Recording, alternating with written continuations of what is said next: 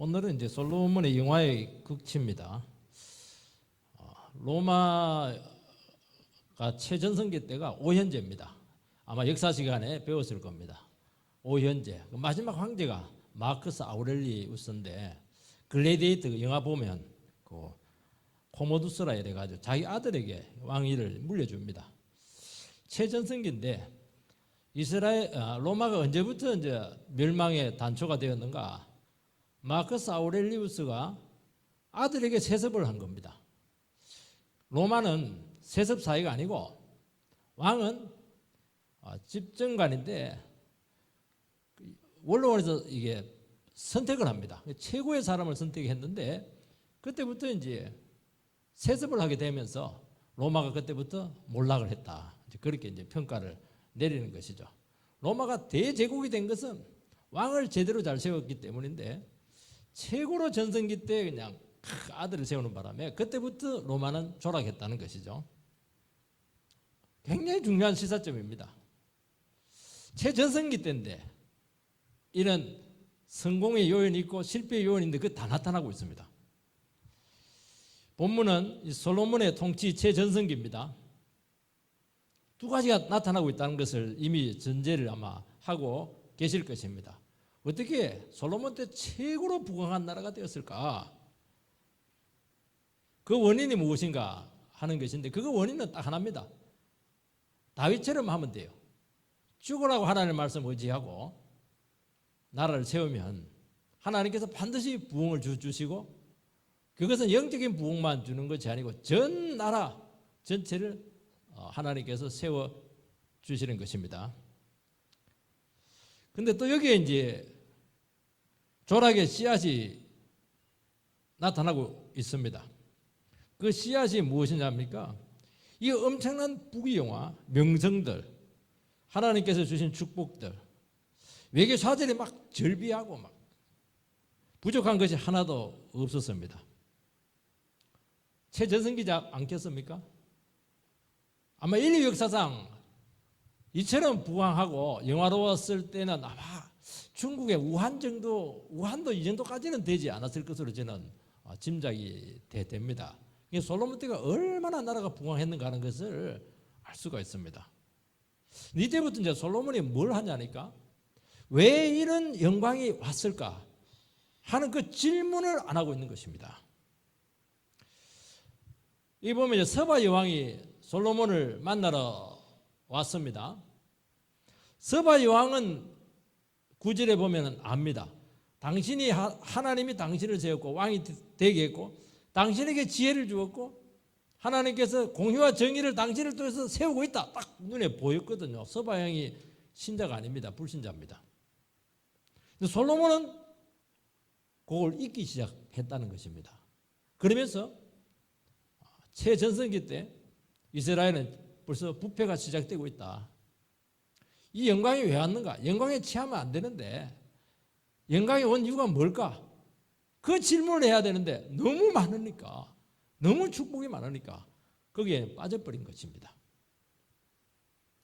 우리도 이런 우를 잘 범할 수 있기 때문에 항상 이 말씀을 우리 마음속에 평생에 잘 새겨야 될 줄 믿습니다. 무너지는 것은 한순간입니다. 그럼 첫 번째 솔로몬의 그 성공이 얼마나 대단했는가 하는 것이죠. 1절 2절 서바의 여왕이 여호와의 이름으로 말미암은 솔로몬의 명성을 듣고 와서 어려운 문제로 그를 시험하고자 하여 예루살렘에 이르니 수행하는 자가 심히 많고 향품과 심히 많은 금과 보석을 낙타에 실었더라. 그가 솔로몬에게 나와 자기 마음에 있는 것을 다 말하며 솔로몬의 그 최전성기의 모습을 서바 여왕의 방문 일화를 통해서 극적으로 부각을 시킵니다. 서바가 어디냐? 되게 이디오피아 또 아니면 그 남예멘, 사우디아라비아 밑에 있는 그 남예멘, 지금이야 형편없지만 남예멘이 그때는 굉장히 아주 그 부자였습니다. 서바 여왕은 솔로몬에 대한 이야기를 듣습니다. 요즘이야 뭐 SNS, 매스컴 발달로 금방 전파를 타지만은 당시만 해도 전파력이 거의 없습니다. 제가 어릴 때만 해도 산을 넘어서 동네들이 다 이렇게 있습니다. 1년 지나도 그 옆 동네 무슨 일이 일어나는지 몰라요. 1년 지나고 나면 그 옆 동네 어느 아저씨가 죽었다고 그를 들을 때가 굉장히 많아요. 왜? 단절이 되어 있습니다. 정보가 소문이 되려고 하면은 두 가지가 있어야 됩니다. 의외성이 있어야 되고 특이성이 있어야 됩니다. 우리 애가 3살인데 엄마 아빠 소리를 하고 있어. 그거는 이제 평범한 거예요. 그거는 소문이 될 수가 없습니다. 아니 우리 애가 3살인데 내게 구걸을 하지 않겠어. 그거는 이제 유튜브에 반드시 올라옵니다. 그리고 조회수가 막 100만, 200만 막 올라가는 겁니다. 엄마 아빠 해봐야 그 조회수 10개 올라가질 않아요. 지 식구들 하면 다 끝이. 고대 사회에서 솔로몬은 그야말로 센세이션한 인물, 요즘같이 BTS 같이 굉장했습니다. 예멘까지가 2,000km에서 한 2,500km, 아마 구스라고 하면 한 3,000km 이상, 굉장히 먼 거리예요. 거기서 소문이 다 났으니까 얼마나 이 사람이 유명인사였고 대단했는가 하는 것을 알 수가 있습니다. 이 장사하시는 분들은 뭘 무서워하느냐면 입소문입니다. 입소문이 잘못하면 끝이에요. 입소문이 잘 나면 아무리 산골짜기 구석에 있고 흐름에도 끝까지 찾아옵니다. 실제 말씀, 내가 그 말들을 믿지 아니하였더니 여왕이 처음에는 신하들이 하는 말을 믿지 않았습니다. 근데 워낙 소문이 강력했고 또 그 신하들에 의해서 설득되기도 하고 찾아올 만한 가치가 있으니까 그 엄청난 선물을 가지고 그 2,000km, 3,000km 되는 그 먼 거리를 낙타 타고 찾아온 것은 그냥 소풍 온 게 아닙니다. 그만한 가치가 있다고 판단이 되었기 때문에 찾아온 것이죠. 예수님께서는 신약 성경에 뭐라고 했습니까? 예배 안 드리고 있는 그 타성에 젖은 그 예배자들을 향해서 너희들 남방 여왕을 기억해라는 겁니다. 남방 여왕이 2,000km, 3,000km 되는데 예배 한 번 더 드리려고 솔로몬 만나려고 지혜의 말씀 더 들으려고 그렇게 왔는데 너희들은 옆에 있으면서도 예배 안 오느냐. 그렇게 하면서 굉장히 그 도전을 주었던 것을 알 수가 있습니다. 솔로몬이 세계적인 유명인사가 된 이유는 그의 지혜와 그가 받은 어마어마한 축복이었습니다. 열왕기상 4장 29절에서 34절 아마 집에 가서 한번 찾아보시기 바랍니다. 하나님께서 그에게 주신 축복이 앞 전반부에 좀 나옵니다. 일단 막 총명을 주었어요. 얼마나 머리가 좋은지 모릅니다. 다니엘 학습부 이게 사실은 그 성기에서 나온 것이거든요. 잠언 3천을 막 줄줄 막 외웁니다. 성경 3,009절을 암송하는 것도 힘들거든요. 근데 잠언을 막 3,000개를 확 깨고 있는 거예요. 노래는 천곡 이상 작곡했습니다. 식물학과 동물학에 해박한 지식이 있습니다. 그러니까 동서양을 막론하고 그 당시에 그의 지혜와 능력을 따라올 수 있는 사람은 없었다. 그렇게 기록합니다. 이것만 있는 것이 아니었습니다. 넓은 마음을 주었다고 말씀하고 있습니다. 똑똑하고 지혜롭고 그냥 많이 배운 사람들은 오만해요. 마음이 굉장히 좁거든요. 근데 이 사람은 막 통이 너무 큰 거예요. 그 덕이 있어요. 사람 만나면 막 사람을 막 이게 빨아당깁니다. 막 쫙쫙 블랙홀처럼 막 사람 마음을 막 휘어잡습니다. 이 사람은 지혜도 있고 축복도 받고 성품까지 겸비를 했습니까? 우리식으로 말하면 받을 것 다 받았다. 그런 인물로 성경에서는 묘사를 하고 있습니다. 여러분 솔로몬이 받은 지혜는 하나님께서 주셨습니다. 솔로몬이 가지고 있는 지식은 이 통찰력이 있었죠. 서바형이 와가지고 막 칭찬을 합니다. 당신의 지혜는 너무 대단하다고. 딱 안 믿는 사람들은요 다 있어요.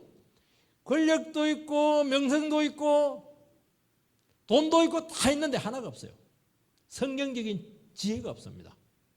그러니까 여기에 대해서는 그 열등감을 느끼고 있습니다. 여러분, 우리 크리스찬들이 얼마나 대단한 사람들인가 하면요, 크리스찬들이 안 믿는 사람들에 비교해서 도리어 더 많이 못 배웠어요. 돈 많다고 해도 세상에 진짜 돈 많은 사람 많아요. 머리 좋다고 해도요, 세상에는 막 날고 기는 사람이 너무 많아요. 그에 비하면 우리 예수 믿는 사람들은 평범해요. 한 가지가 있어요. 말씀이 있어요. 하나님의 지혜가 있어요. 이거는 공부한다고 안 되거든요. 이게 돈 많다고 얻어지는 게 아닙니다. 이거 하나님이 주셔야 되는 겁니다. 여기에 굉장히 심한 열등감을 느끼고 있는 겁니다. 보면 다 뭐가 부족해서 우리한테 왜 시기를 해요? 자기들이 집이 더 많은데 나는 사글세게 살고 있는데도 막 열등감을 느끼는 겁니다. 그걸 본인들은 잘 모르는데, 솔로몬은 잘 몰랐는데 서바 여왕은 딱 보니까 자기에게 없는 게 있는 거예요. 사실 그것 때문에 사실은 그 먼 길을 찾아왔거든요. 여러분, 이게 얼마나 대단한가 하는 것을 여러분들이 반드시 기억을 해야 된다는 것입니다. 그 지식이 성경에서 나왔기 때문에 굉장히 깊이가 있고 통찰력이 있습니다. 한번 그냥 겉으로 보면 몰라요.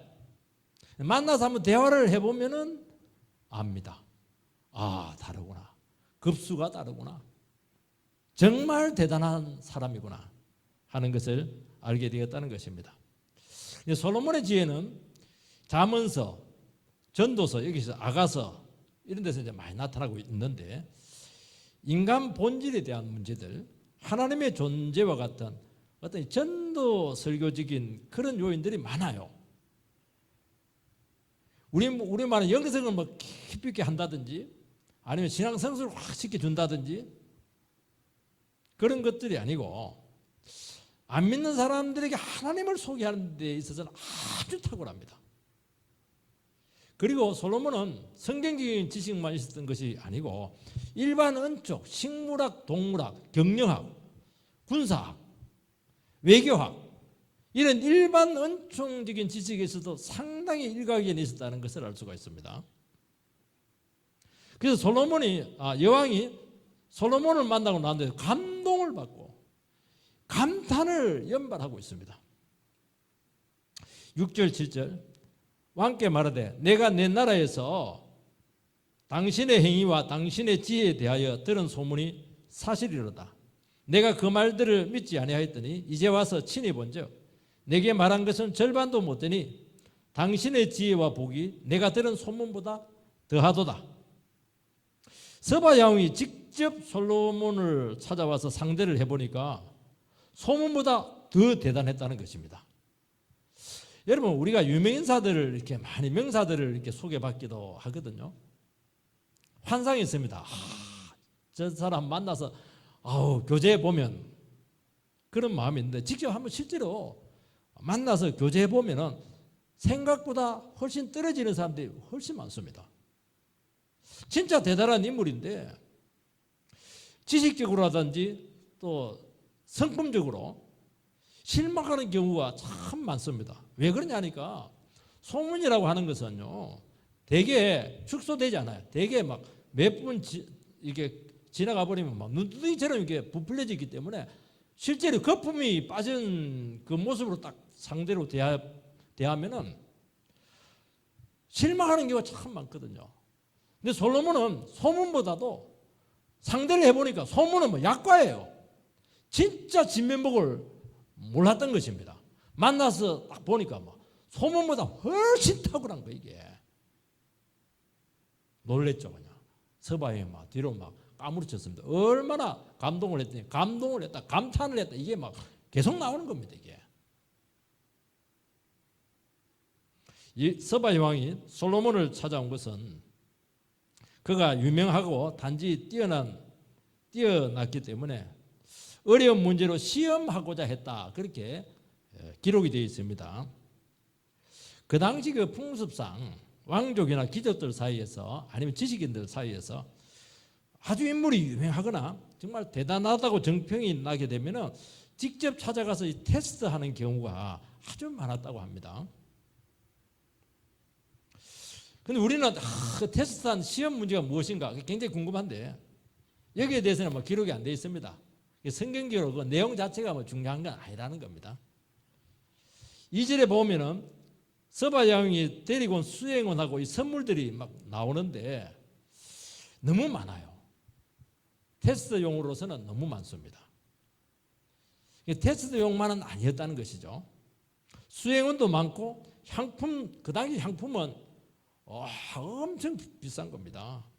많은 금, 보석을 약대에 잔뜩 실어서 그 먼 거리를 찾아왔습니다.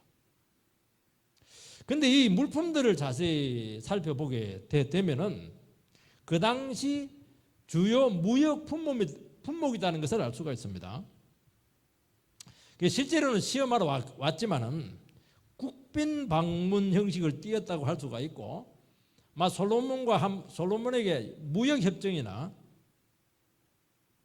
아니면 안보 외교 협정을 체결하려고 했던 목적이 있었다는 것을 우리는 얼마든지 짐작해 볼 수가 있습니다.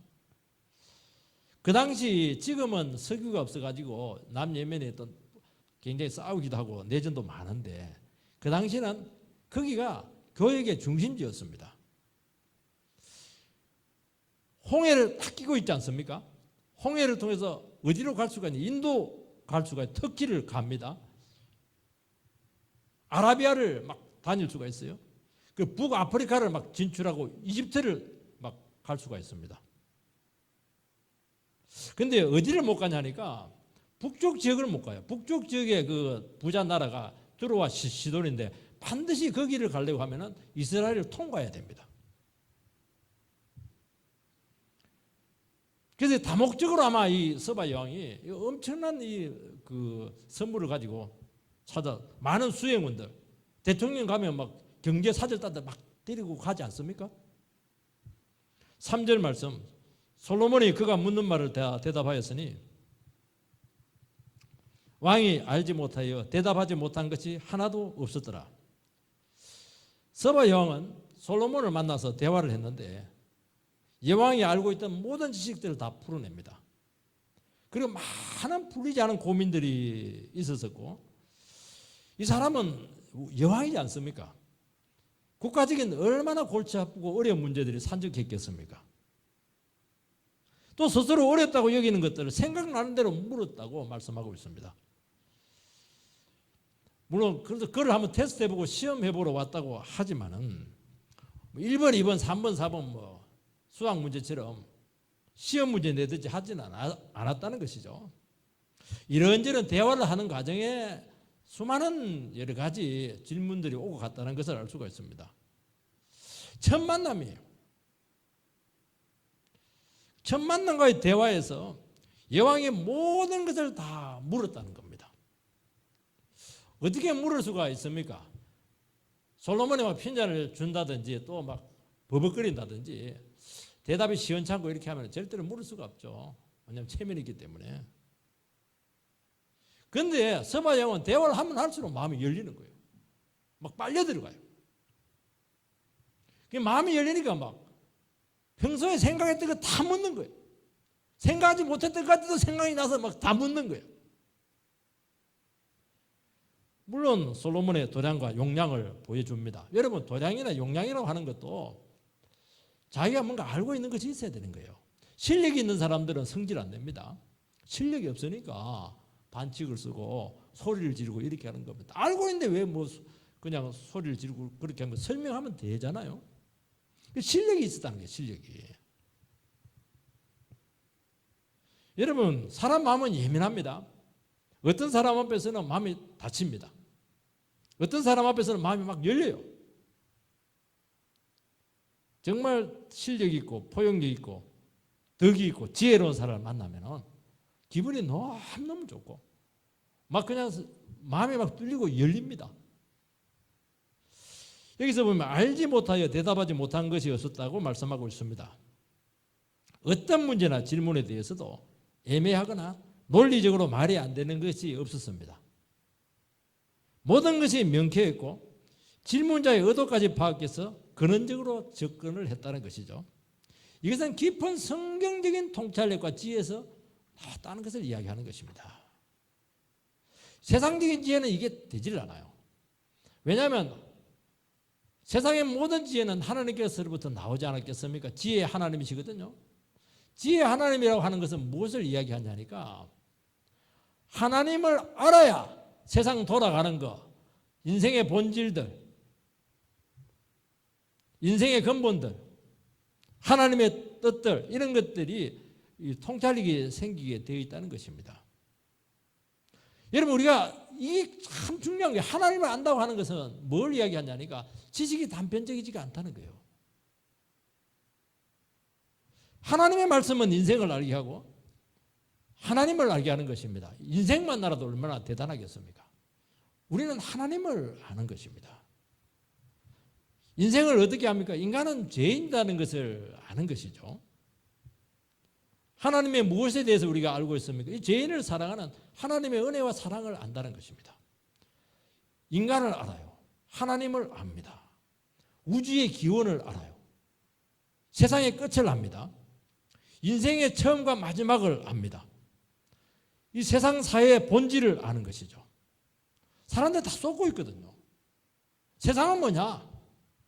하나님을 몰아내기 위해서 도시가 만들어졌다. 바로 나오잖아요.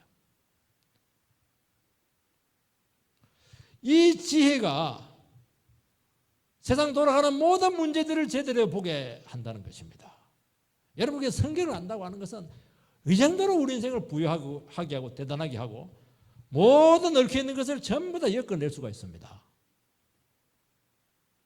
여러분 서양사는 교회사라고 이야기하거든요. 교회사라고 이야기한다는 것은 뭘 이야기하냐니까 성경으로 그 사회가 흘러왔다는 것을 이야기하는 것입니다. 그러니까 서양에서 위대한 학자들 아주 대단한 사람들은 예수를 믿든지 믿지 않든지 간에 성경에 정통해요. 성경을 모르고는 깊이 있는 학문이 절대로 나올 수가 없어요. 차이가 굉장히 크죠. 여러분 잠언은 인생과 자연과 세상을 보는 시각과 영적인 깊이가 있다는 것을 우리는 알 수가 있어요. 그러니까 솔로몬의 지혜는 세상 지혜가 아니고 하나님의 말씀에 근거합니다. 그런데 솔로몬의 지혜는 한계가 하나가 딱 있습니다. 다윗하고 솔로몬하고 차이가 무엇이냐는 것이죠. 머리는 제가 보니까 훨씬 솔로몬이 다윗보다 뛰어났다고 저는 판단이 됩니다. 근데 다윗은 특징이 하나가 있는데 하나님 말씀으로 온갖 고생도 하고 연단받고 인생 밑바닥에서 하나님 말씀 하나 붙잡고 살아남은 그런 능력이 있었습니다. 이게 왜 중요하냐니까 인생의 한계에 사람들이 도달하게 되었을 때는 거기는 정말로 하나님 말씀만이 생명이다. 거기에 대한 뼈저린 고백이 없이는 헤어나올 수가 없거든요. 여기서 다윗은 어마어마한 지혜를 얻게 되었던 것이죠. 하나님께서는 반드시 자기를 붙드는 사람을 살린다. 엄청난 성령의 역사가 나타나게 되고 하나님의 기적이 나타나게 되고 그렇게 하면서 진리의 샘을 하나 딱 얻게 되는 것입니다. 그냥 늘 싱싱한 거예요. 늘 그냥 이게 진리가 막 솟구쳐 오른다는 것입니다. 여러분 서바의 왕처럼 하나님을 모르는 불신자들에게 솔로몬은 전도 서리고 용으로는 아주 탁월합니다. 그런데 솔로몬이 한 가지가 부족한 것이 있는데 하나님 말씀 붙들고 다윗처럼 고생하고 연단받고 자기를 쳐서 복종시키는 그 과정이 부족해요. 이게 왜 중요하냐니까 하나님 말씀으로 연단받으면 인간의 한계를 알게 되고 연약성을 깨닫게 되고 은혜만을 붙들게 되는 것입니다. 은혜 이야기한다고 해서 은혜를 이렇게 여러분들이 삼하는 것이 아닙니다. 이것을 알아야 변질이 되지가 않아요. 처음부터 끝까지 어려울 때나 최전성기 있을 때나 고난받을 때나 아니면 사람들 죽게 세울 때나 한결같은 모습으로 갈 수가 있는데 솔로몬은 이 부분이 빠졌기 때문에 최고의 영광을 구가했는데도 불구하고 그 다음부터 바로 부패합니다. 변질이 온 것이죠. 그래서 여러분들께서 신앙생활을 하고 인생을 살아가면서 왜 하나님의 말씀을 붙잡고 연단을 받아야 되느냐 하면은 이것을 겪어봐야 변질이 되지가 않아요. 높은 자리에 올라가면 반드시 교만해지게 돼 있거든요. 그러면 무너지는 것이거든요. 빈 문제로 너무 절망해서 자살을 몇 번 시도한 분이 있습니다. 이분이 이제 하나님의 말씀 붙들고 한 10년, 20년 엄청나게 연단을 받았어요. 주님 도움으로 다 해결된 것은 아니고 많이 해결이 되었습니다. 이분이 늘 하는 고백이 있습니다. 저는 하나님의 은혜가 필요한 죄인입니다. 이게 이 사람이 이제 18번입니다. 그래서 문제가 이제 어느 정도 해결된 후에 고백이 약간 바뀝니다. 하나님의 사랑과 감사와 은혜를 저는 사모합니다. 그러니까 이분은 자기 자신의 죄됨과 이런 죄인을 사랑하신 은혜를 늘 고백을 하는 것이죠. 이 사람 사장으로 있든지 사원으로 있든지 아니면 망해가지고 막 그냥 노가다를 하든지 이걸 절대로 이 사람이 잊지 않았다는 것이죠. 이것이 뭐냐니까 이것이 지혜입니다. 이게 최고의 지혜예요. 다윗처럼 내가 어떤 처지와 어떤 상황 가운데 있든지 변질되지 않고 하나님과 함께 능력 있게 동행할 수가 있다. 그게 최고입니다. 솔로몬보다 훨씬 뛰어난 거예요. 우리가 이런 지혜에 무장되기를 주의 이름으로 축복합니다.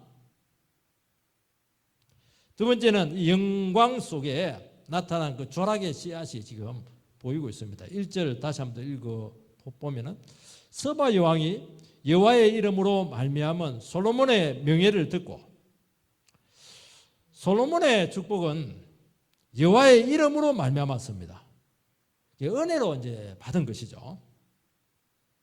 이게 뭐냐니까 부흥과 부강의 비결입니다. 명성과 축복은 바로 이 은혜의 결과물이고 부산물입니다. 이걸 구별을 잘 해라는 것입니다. 9절 말씀을 보면 당신의 하나님 여호와를 송축할지로다.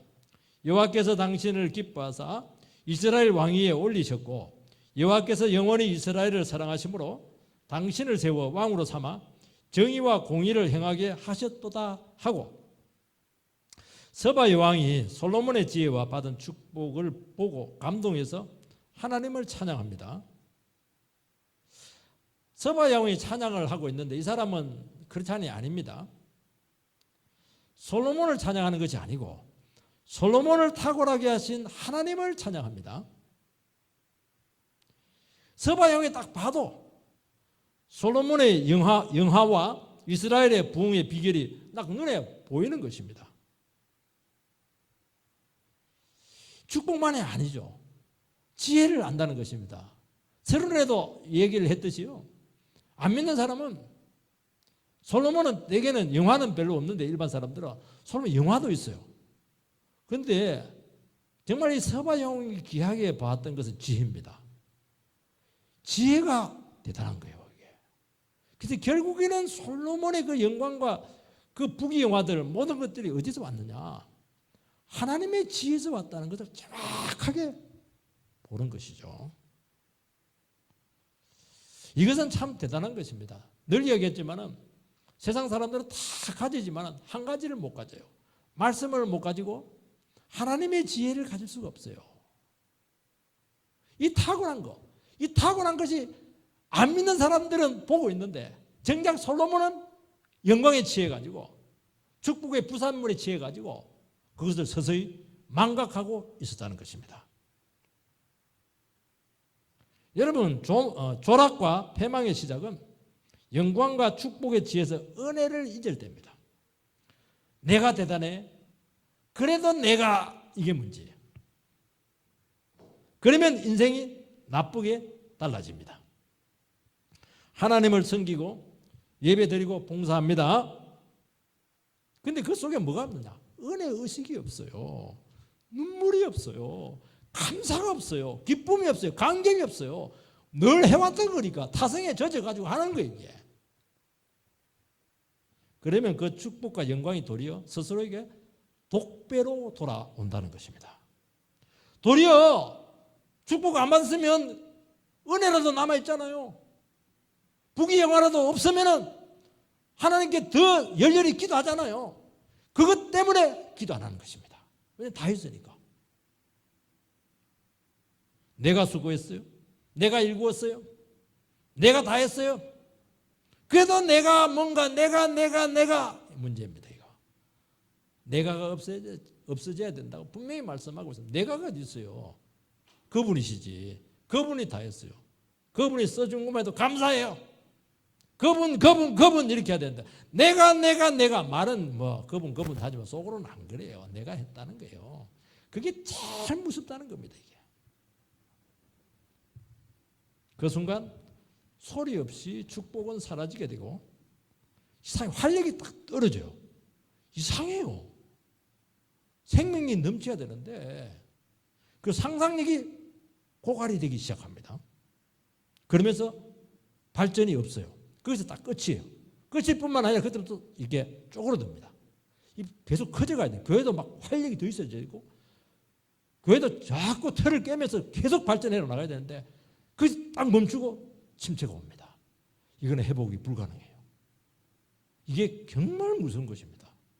인간은 없어져요. 인간의 소리는 없어져야 돼요. 내가가 어디가 있어요. 내가 죽으면 끝인데 하나님이 영원하시죠. 나를 없애버려야 돼요. 그러면 상상력이 막 살아나요. 의뢰가 살아나요. 감격이 살아나고 활력이 막 살아나고 와, 그거 막 팍 올라갑니다. 하는 것마다 부흥입니다. 이게 부흥이에요. 그 최선생 때 너무 만족스러우니까 이걸 안 한 거예요. 그러면서 딱 꺼집니다. 꺼지는 건 간단해요. 솔로몬은 다 잘 되고 명성도 있고 부귀도 있고 권력도 있고 지혜도 있고 모든 것을 다 얻었습니다. 이때가 제일 위험한 순간이라는 것을 몰랐습니다. 이것은 은혜의 부산물이죠. 아무것도 아니에요. 내가 아무것도 아니라고 하는 것은 근본적인 것에 비해서는 이건 정말 그냥 부산물이라는 거예요. 이거는 있으면 훨씬 좋고 없어도 돼요. 언제든지 사라질 수 있다는 것을 알고 그때 자숙하고 그때 더 하나님의 말씀 붙들고 그때 더 간절히 예배를 드리고 은혜가 안 되면 어떻게 해야 돼요? 하나님께 막 부르짖어야죠. 왜 하나님 내가 은혜가 안 되고 있어요? 내가 지금 세상에 배불러 있습니까? 아우 정말 지금 괴로워요. 하나님 말씀 듣는데 그냥 기절을 맴드는 것 같아요. 늘 듣는 말씀 같아요. 왜 나에게 눈물이 안 나죠? 내 마음에 정말 부르짖는 기도가 왜 안 나오죠? 바로 이 문제예요. 이게 너무너무 중요하다는 거예요. 기도하는 자리로 가야 됩니다.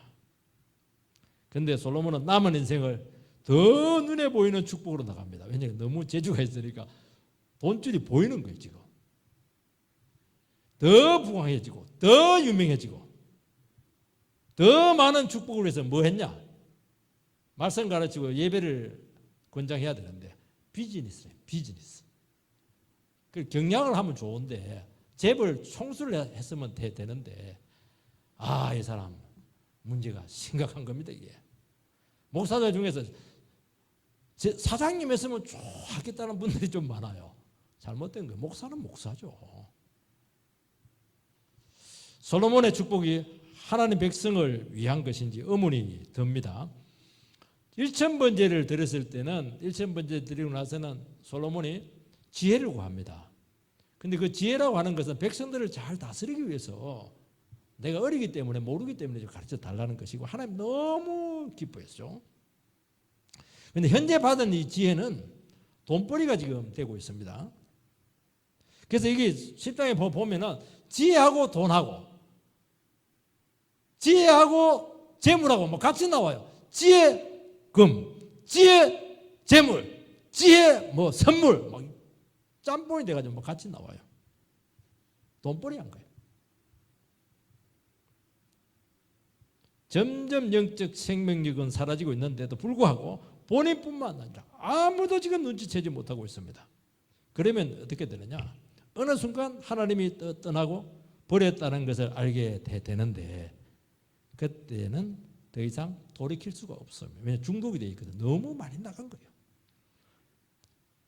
여러분, 성도의 힘은 나의 나된 것은 다 주님의 은혜입니다. 진정 속에 있는 고백 속에 있습니다.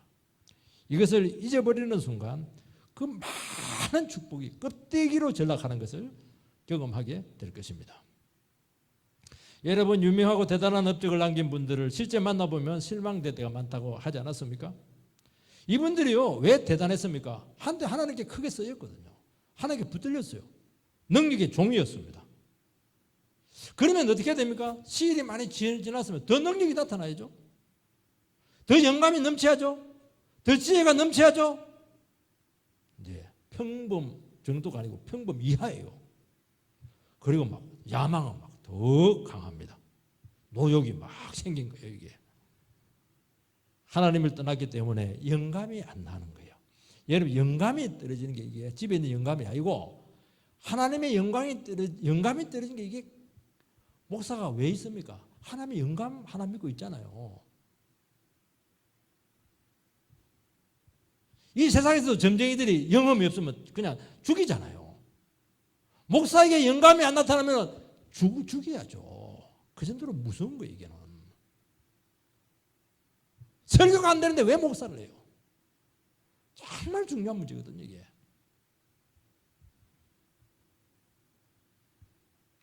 망조가 되는 것입니다. 명성만 남죠. 화려한 건물이 있는데 말씀이 없어요.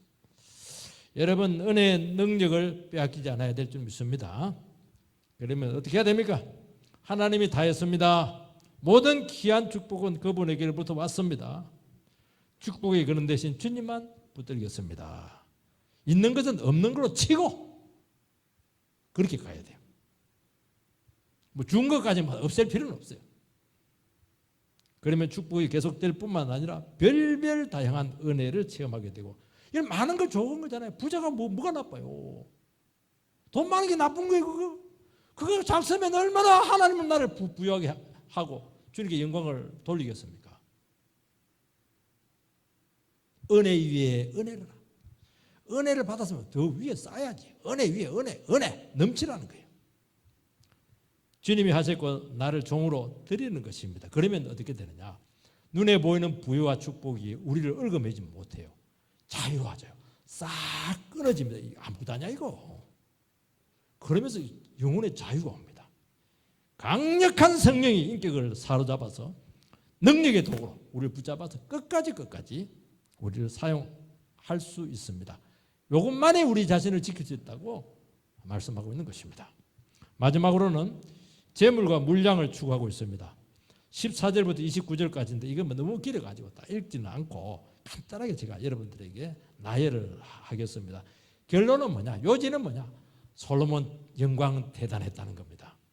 1년 세수가 금 666, 또 666이라 또 이게 달란트 한 4톤 좀 더 넘는다고 합니다. 무역으로 막 금이 막 굴러 들어와요. 어느 나야 막 돌처럼 취급다네. 금방패를 만듭니다. 아니 금방패를 왜 금으로 만들어요? 저기 뭐 더 이렇게 할 텐데. 큰 방패는 이제 전신 방어용인데 600세겔, 6kg 정도 금이죠.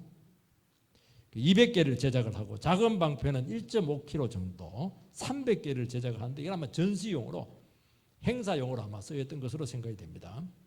나중에 이거 애굽한테 다 뺏겨요. 보좌를 최고급 사치품 상아로 그것도 굉장히 크게 만들고 상아도 대단한데 거기다 금을 또 씌워버려요.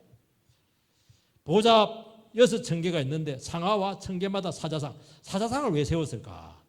유다 지파 출신이잖아요, 솔로몬이. 유다 지파는 사자입니다.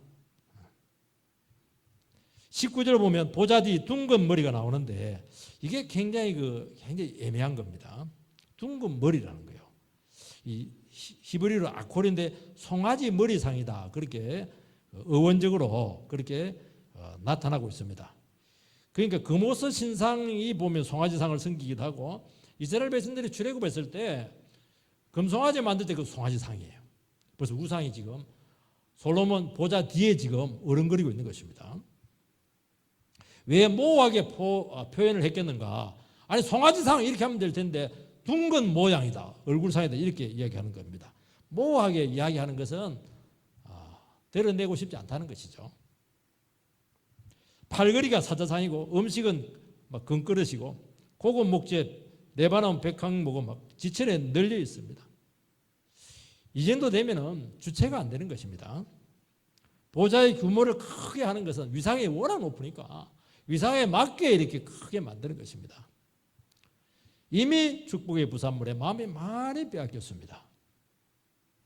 솔로몬이 얼마나 하나님 말씀을 사모했습니까? 얼마나 기도의 사람이었습니까? 눈빛이 변질이 됐어요. 탐욕의 눈으로 세상 영광에 막 현혹이 돼가지고 그 총기 있던 그 눈빛이 흐려지고 있습니다.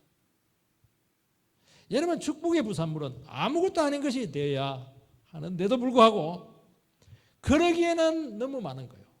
그리고 본인 자신이 너무 재능이 많고 똑똑하고 지혜가 뛰어난 것입니다. 아니, 보이는데, 돈이 굴러가는 게 보이는데 그걸 끊을 수가 있겠어요? 사람들이 찾아서 바치는데 바치지 말아 할 수가 있겠어요? 안 되는 거예요. 사치가 너무 심했고 외양은 막 화려의 극치를 지금 달리고 있습니다. 여러분, 우리가 은혜가 충만하고 본질을 붙들게 되고 말씀의 지혜에 붙들리게 되면은 내면에 귀한 것이기 때문에 외양은 수수해요. 물량주의, 숫자주의에 막 중독되어 있습니다. 금이 666, 1.5kg 숫자가 계속 나오잖아요. 그래서 성도 숫자가 몇 명이야? 헌금이 얼마야? 숫자가 계속 나와요. 숫자주의거든요. 이게 물량주의예요. 지금 중독이 되었습니다. 여러분, 하나님의 나라는 겉은 수주하지만 내용이 보석입니다. 성도는 어떤 사람이냐? 겉은 볼품 없지만 안에 보석으로 꽉 차 있습니다. 교회는 어떤 곳입니까? 겉을 보면 세상 사람보다 나을 게 하나도 없어요. 근데 한 사람 한 사람들이 할머니 보석, 아주머니 보석, 어린이 보석, 전부 다 보석이에요. 이거는 교회는 보석 상자죠. 얼마나 영광스러운지 몰라요. 이제 겸손하면 이게 보이는데 교만하면 이 가치를 몰라요. 그들도 보지도 않습니다. 여러분, 유명해지니까 주인 나라 왕족들과 유명인들이 막 줄을 서서 지금 막 기다리고 있습니다. 여러분, 많은 귀인들이 찾아오면 뭐 해야 되겠습니까? 비즈니스 해야 되겠습니까? 아니잖아요. 하나님 말씀을 전가하는 기회로 삼아야죠. 돈벌이 하는 거예요. 돈벌이. 예배는 해요. 형식적으로. 그리고 비즈니스 합니다. 그저 받았으니 그저 주어야 한다는 것을 잊어버린 거예요. 여러분, 귀한 것일수록 공짜가 되어야 은혜가 남는 것입니다. 돈 주고 살 수 있는 것은 귀한 것이 아니에요. 여러분, 차 그거 뭐 1억 한다지만 그건 귀한 거 아니에요. 돈 주고 살 수 있잖아요. 여러분, 공기들, 물들 이거는 공짜잖아요. 하나님 공짜로 막 지치는 늘려놨잖아요. 이거 없으면 죽으니까. 하나님 그런 분이시거든요. 돈 주고 하면 어떻게 우리가 살 수 있겠어요? 그것보다 수백 배, 수천 배 귀한 것이 말씀이거든요. 은혜거든요. 은혜하고 돈하고 바꾸면 안 돼요. 그게 제일 타락한 거예요. 그게. 왜 돈벌이를 해? 공짜로 줘야죠. 그저 받았으니 그저 주라. 네 하나님 말씀 받으게 네 돈으로 샀냐는 거예요. 이게. 내가 그냥 기도를 할 때 공짜로 안 줬냐는 거예요. 이게. 여러분, 신명기 10장에 보면 세 가지 왕에게 금한 게 있었잖아요. 말 가지지 마라. 아내 많이 두지 마라. 금 많이 가지지 마라. 이게 왕들이 다 하는 거예요. 왜냐하면 이거 있으면 하나님 안 믿거든요. 이스라엘을 지키시는 분은 하나님이십니다. 요 세 개가 다 깨져 버렸어요. 요 세 가지가 깨지니까 금기사항 이 세 가지를 적극적으로 수집을 해요. 모읍니다. 신기하죠. 하지 마라 한 것을 처음에는 안 해요. 근데 한두 번 해보니까 재밌고 좋거든. 그때부터는 완전히 그냥 정신을 잃어버리고 수집을 합니다. 좋은 것이거든요. 여러분, 사람들은 세상에서 잘 되고 싶고 더 모으고 싶고 잘 살고 싶고 안정된 삶을 살고 싶고 더 많은 지식을 얻으려고 합니다. 오늘 얼마나 미래가 불안하고 하루하루 살아가는 것이 힘듭니까? 이 모든 불안 요인을 스스로 해결해야 되고 하는 순간 마음이 급해져요. 하나님께서 수집하라고 하지 말라 하는 것을 계속 수집하는데 거기에 정신이 팔리는 것입니다. 그러면서 마음이 급해지고 하나님은 멀어지게 되고 은혜는 떠나게 되는 것입니다. 문제는 뭐냐니까 떠나게 돼서 수집을 해서 많이 가지면 안정이 오느냐 평안이 오느냐 그렇지가 않아요. 더 금단정체가 나타납니다. 더 불안해지는 거예요. 그게 더 스스로 이게 강박증이 생겨 더 모집을 하는 것입니다. 이게 은혜가 떠난 아주 결정적인 사인인 것이죠. 이때 어떻게 해야 됩니까? 다 끝내버려야 돼요. 다 끝내고 하나님 말씀 앞에서 영혼을 점검을 해야 되는 것입니다. 믿음으로 바로 이 세상 영광과 싸우라는 거예요. 너 지금 본질을 잃어버리고 축복의 부산물에 지금 마음 빼앗겼다는 것입니다. 그러면 그걸 끊어버려야 돼요. 은혜가 회복되어야 이것이 가능하다고 말씀하고 있고 오늘 우리 시간 정말 축복의 그 원줄기가 무엇인가 하는 것을 깨닫고 정말 우리가 주님 앞에서 우리 자신의 중심을 한번 점검해 볼 수 있는 그런 기회가 되기를 주의 이름으로 축원드립니다.